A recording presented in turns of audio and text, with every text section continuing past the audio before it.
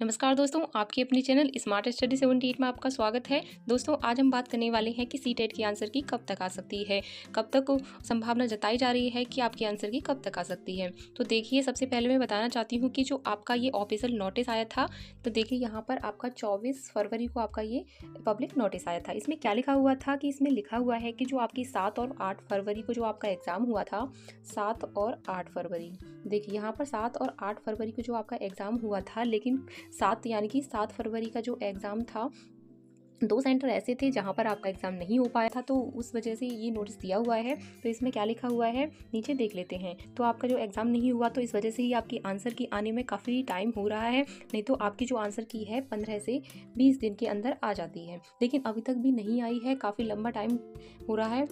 देखो, जो भी फ्रेंड्स ये सीटेट देकर आए हैं, तो उनको वेट ही है कि आपके आंसर की कब तक आ सकती है। तो देखिए, आगे मैं बात करती हूँ कि जो आपकी जो 7 फरवरी यानी कि 7 फरवरी को दो सेंटर ऐसे थे जहाँ पर एग्ज़ाम नहीं हो पाया था। तो उनका जो एग्ज़ाम है वो आपका 1 मार्च को आपका एग्ज़ाम होने वाला है। इसमें दिया हुआ है सेंटरों पर जो एग्ज़ाम नहीं हो पाया था, अब वो 1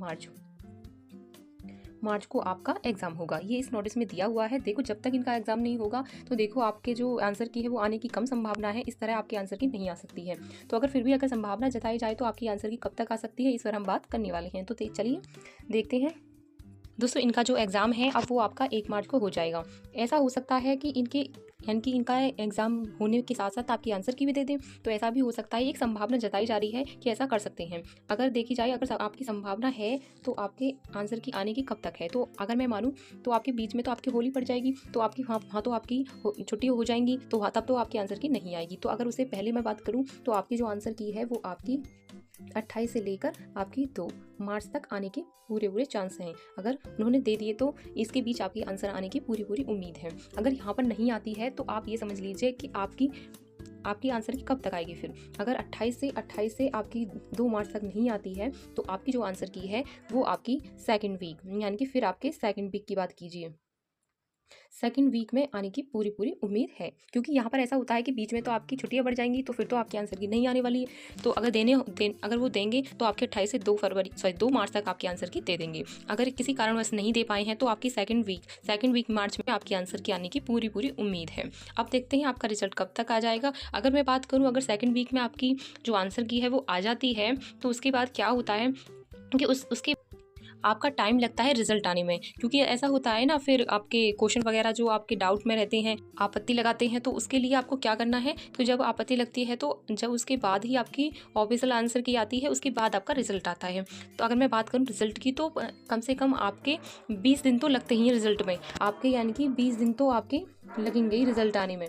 तो आप ये सोच लीजिए, अगर आपका सेकंड वीक में अगर आ भी जाती है आपकी आंसर की का जो रिजल्ट है वो आपके 20 दिन बाद आ जाएगा।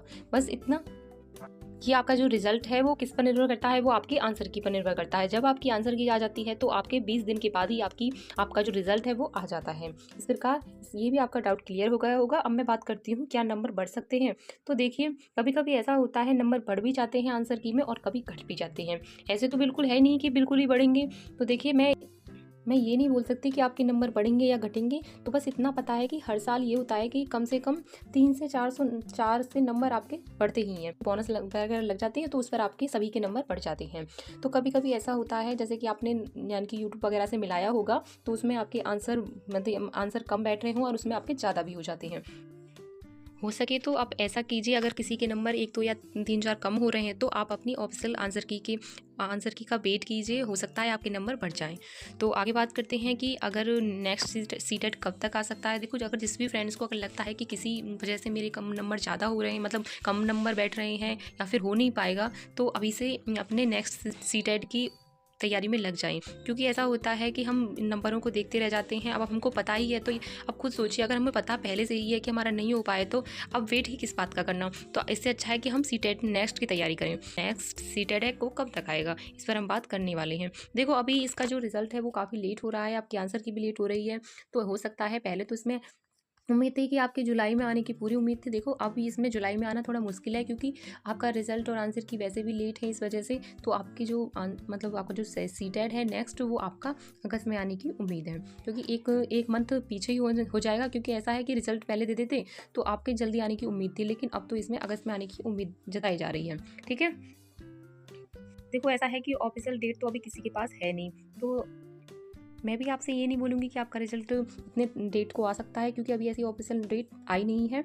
और जब जब आपकी आंसर किया जाती है तो उस पर आपत्ति लगाई जाती है, जो भी जिस पर भी आपको फ्रेंड्स को डाउट होता है किसी क्वेश्चन पर, तो देखिए वहाँ पर आपत्ति लगाने का तो कोई मतलब है नहीं, क्योंकि एक जो आपके जो मतलब एक क्वेश्चन के लिए आपको कम से कम 1000 रुपये देने पड़ते हैं, यानी कि 1000 रुपये देने पड़ते हैं। तो देखिए ना ही तो वो आपके क्वेश्चन को मानते हैं, ना ही कुछ, वो अपनी तरफ से ही, तब भी वो ऐसा कभी कभी ऐसा होता है कि वो मानते नहीं हैं और वो जो आंसर की दे देते हैं तो वो ऑफिशियल आंसर की फिर से वही अपलोड कर देते हैं।